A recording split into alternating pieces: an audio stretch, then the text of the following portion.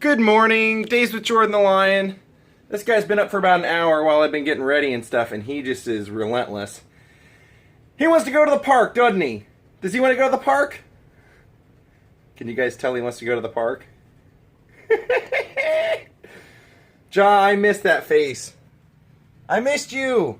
Good to see you, buddy. We're gonna go have some fun.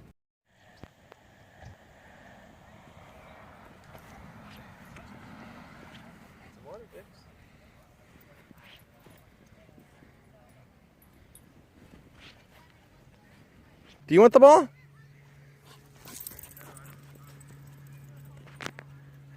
Now, if there's no dog chasing him, he'll get the ball and then he'll just drop it and leave it there. If there's another dog chasing him, he'll pick it up and run back with it. Looks like he's going to abandon it. Where are you going?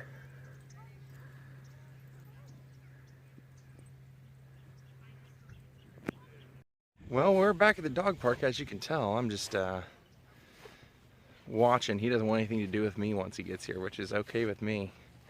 Gotta go to the post office because I sold something on eBay. And then, you know what? I never knew that F. Scott Fitzgerald died in an apartment in Los Angeles. Since he's my favorite author, and I'm just such a huge fan of everything he did, and even his sad, depressing life, I gotta go. So that's where we're going today. We're gonna go see F. Scott Fitzgerald's death house. Well, death apartment. He lived with Sheila Graham there at the end of his life when he was writing, I forget what it was actually called, but when it was released, it was called The Last Tycoon. He only got to finish half of it. I think it was called The Love of the Tycoon or The Love of the Last Tycoon. Something like that, Love of the Young Tycoon. But he died while he was writing it, so they only ever published half of it and then kept his notes, and they released his notes with it for the rest of the book. What are you doing? You making friends? Are you making friends? No, you know what it is? He saw that I had treats. Oh, I believe it. And he was like, okay, I'm your best friend now.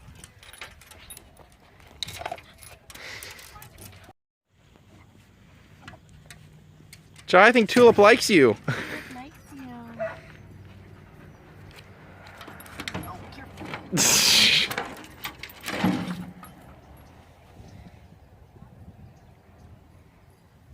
He loves big dogs. She loves little dogs.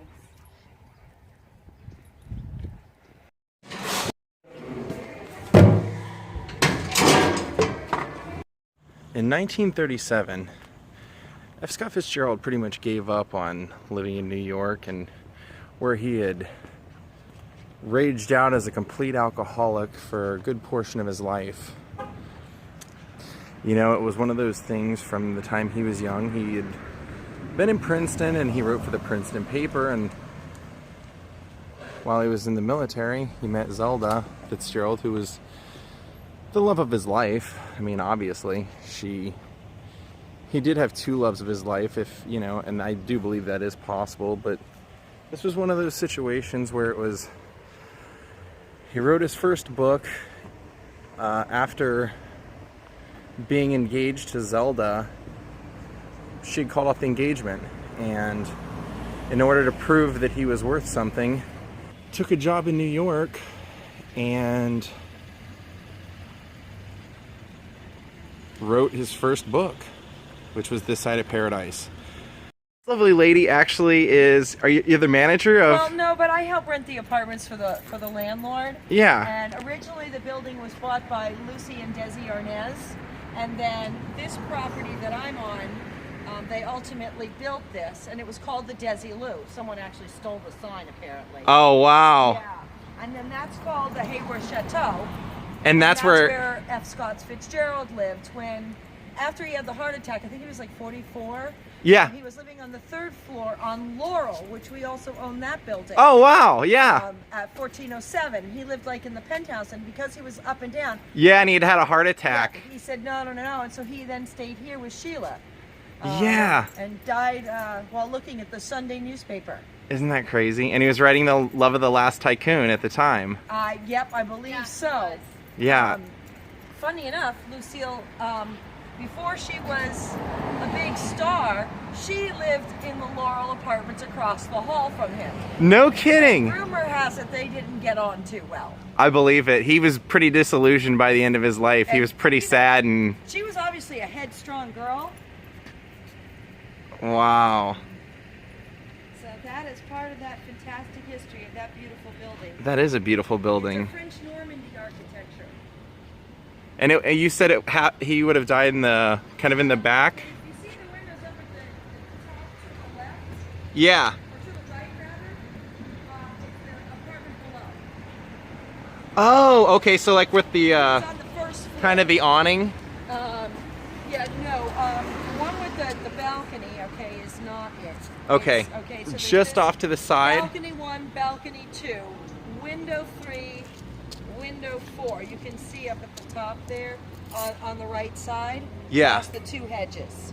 There's an entryway Oh, there. okay. It's kind of facing that way. Yes, exactly. Okay, so it would be that room right there. Yes, but they were on the first floor. Except, yeah, they would have been down here. Wow. Yeah, he's my favorite author of all time. It's really cool. There's a lot of really well-known people that have lived in this building, and on the Laurel building. Yeah. On the Laurel building, what's his name? Adam Levine from Maroon 5 lived there. Okay. And then there was some fellow whose name I don't remember that was a big star in Call of Duty lived there. Okay. So it's Over time, it's always attracted the Hollywood types, Yeah. you know. That's so cool. It's pretty cool. Thank you. Yeah, thank you for telling me so much of that. Absolutely. I would have never figured out which one it was. I actually thought it was up there somewhere. Yeah, no, it was on the first floor because he didn't want to trek upstairs. Yeah, that's what I had read, that he had moved here because it was less stairs. Oh, Yeah, that's he so had a really- cool. I think the story that I most really like about him as a person is that he was so madly in love with his wife. And that he took care of her even when she was so mentally ill. Yeah, when she was in a sanitarium. And he worked so hard to take care of her. Yeah. And every penny that he made went into having her cared for. Yeah. And even though he was having, a relationship with Sheila, but she had been put away for so long. Yeah, right. And in a lot of his writing, he describes Sheila as looking like Zelda, which she doesn't, but you can tell where he would have taken his love for Zelda and just transferred it into someone else. For her. And I think that when you see that kind of romance, Yeah. You can almost see where it took a toll on him, whether it was with the drinking or whatever. Right. But it was something that definitely ate at him. Yeah. He was a real romantic. He was, and I didn't know it until today that he was one of the writers on Gone with the Wind for a short time. Oh, he had not finished so many scripts for MGM that they decided to loan him out to work on Gone with the Wind, and it didn't last very long because they told him he had to stick with the exact dialogue from the book, and he liked to put his own twist onto the words, and so it lasted very short time. And then he was released. It wasn't that easy to work with. Oh yeah. I mean, you read some of the letters he wrote on some of the scripts that he was writing, and he'd say, "I've always been known to be such a writer by everyone in this country, and yet you find in 3 hours you can rewrite what I've written and do it better than I can." And right. It's amazing. Yeah. Well, that's the heartache of being an artist. Yeah, he spent the last really three and a half years of his life out here. Yep. So neat. And he moved a lot. So yeah, I found a lot of the addresses. Flags all over. Garden of Allah and Chateau Marmont, and yeah. Absolutely. But this was this was where he passed away. Wow. Well, have an awesome afternoon. Thank you. You too. I appreciate it. See ya. Bye-bye. I'm going to go ahead and go on in since the door's unlocked. And I'm going to show you guys which apartment it was she was talking about. She's absolutely right. How lucky was I that I just ran into that lady? She saw me out here and thought I was looking for an apartment. And I told her that I found out that F. Scott had died here. And she said, well, I don't have his apartment for rent. 2 girls live in it, but the apartment right across from him is available. It's a 1-bedroom. And I was like, oh. So his apartment would have been right here, 1443. 1443 and a half, number 3.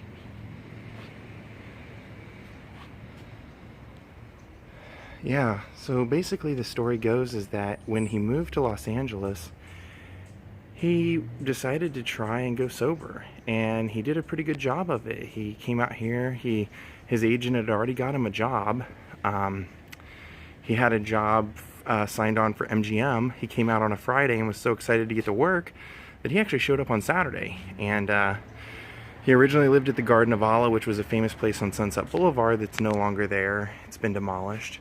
And it was a big party place, so he didn't fit in too well there. He was really trying to make it in writing scripts, and he was really trying to give it a good shot of being an adult, because he really, an interesting thing about F. Scott to me is that what he did was he wrote himself as the main character in a lot of his writings, but he wrote fantastical situations that he hadn't lived through yet, and then they all ended up coming true.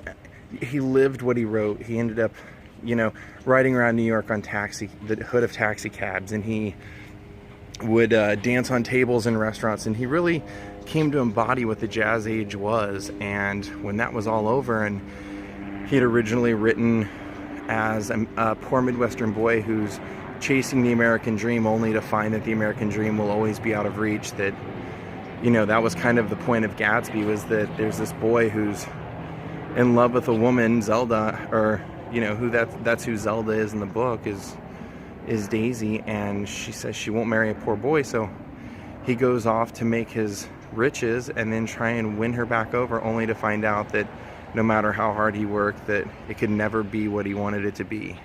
So he came out here while Zelda was in an insane asylum. She was schizophrenic. He came out here, he lived at the Garden of Allah, and then he met Sheila Graham, who became his girlfriend. She was a gossip columnist out here. She moved him to the beach because she thought it would be good to get him away from Los Angeles. He threw a big party, and it turned out to be a complete disaster. He started drinking after not having drank for a long time. He had some gin and got really loud and abusive, and told Nunnally Johnson, who was one of the most famous writers of the great 30s and 40s movies, to get out of Hollywood now, that it would ruin your soul. And Nunnally said, well, I like it out here. And F. Scott Fitzgerald punched him. And so he stayed out there for a while, and then he moved back over to here and was living in the Chateau Marmont, and he actually had a nurse that would keep him from drinking. And he ended up getting drunk one night and assaulting Sheila. Sheila left him, and he ended up having a heart attack. And like the lady said, he lived over on Laurel around that time, and he eventually wooed Sheila back. He apologized. He would write her letters. That's one of the great things about F. Scott, is he wrote so many letters in his time. There's a lot about his life that we know because he corresponded so much with people, and those writings are still out there. You can find them. They're in books. People have published them, and you know, it's just one of those things where he had that heart attack. She took him back, and she was living over here at the time, and she decided that this was a better place for him because there were no stairs here, or very minimal, like right in the front there were a few. So that's pretty much the story of this place. Like she said, he was reading the paper and he passed away. He was in the process of writing The Last Tycoon, or what would be known as The Last Tycoon. Unfortunately, the last year of his life, he was going on and off of drinking binges. He would have relapses here and there, and that's what postponed the writing of this. He did outline the entire book and had been through the process of writing a great deal of it, about half of it. So they ended up putting out his writing with the outline afterward in the published version of the book. So this is where F. Scott Fitzgerald passed away.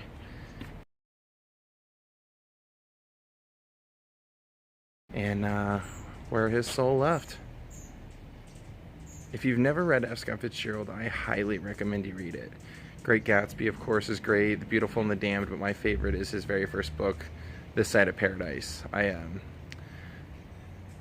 really relate to that book a lot. I relate to all of his writing a lot because I'm a lot like him. When I used to do music and write music, I fell into the same struggle that he did, where I would write the music from my perspective, and then I would write these situations in a fantastical form, and then I found myself trying to live them out, and it really took a toll on my mentality. That's actually why I quit doing music is that I just get so into it, almost too into it. But I thought this would be a cool location for us to see today. Rest in peace, F. Scott Fitzgerald. Wow, how cool is that I ran into that lady? I love that about vlogging. What are the odds that the time I would come over here to do this, the lady who helps manage and rent out the building would just happen to be there and be able to tell us so much about it and the building next to it. Isn't that awesome? Gotta love history. Oh yeah, look at that classic.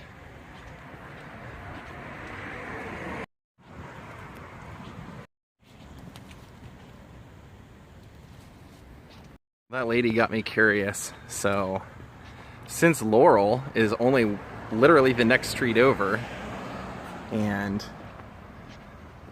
I was free today, I figure, well, why not go over there? This is not it. This is an awesome place, but this is not the address she was telling us. Wow, that's awesome. I wouldn't mind living there. Waiting list, of course. Anyway, I figured I would go over to this address. So I did my research with what she told me, and sure enough, she was right. Lucy lived here in the 40s, and then in the early 50s, Desi moved in with her. Shame, shame, shame. And they lived across from F. Scott, so Lucy would have lived here about, well, less than 10 years. And this might be it. Let me see if I can. Nope, that's 1401, 1407, so it's in here, where Lucy would have lived. And of course, F. Scott Fitzgerald lived here.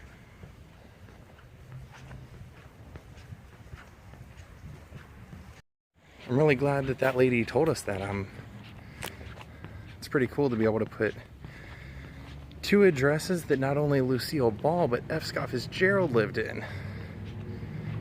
I mean, it just doesn't get too much more spectacular than hearing that kind of history for somebody like me. It's a pretty cool looking building too. And if you happen to want to come out and visit for yourself, this is it. That's what the front of it looks like. On my way back, I decided to look up this place, this Villa d'Este, the one that I said this place is awesome and I'd love to live there. So this apparently was a pretty big silent movie star apartment. And in the 20s, Theda Bara lived here, Cecil B. DeMille lived here, Mabel Normand lived here, Pola Negri, who was the last girlfriend of Rudolph Valentino. They all lived here. But man, look at how cool that place is. I've actually been in here. When I used to have a delivery job, I had to come here. Pretty cool.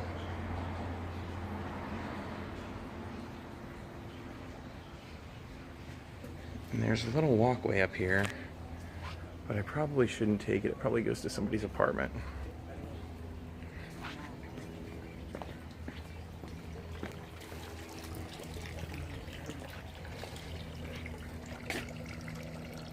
Jordan the Lion.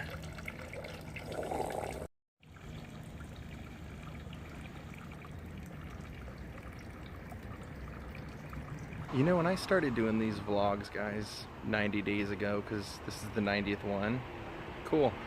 My only concern was, will I run out of places to vlog?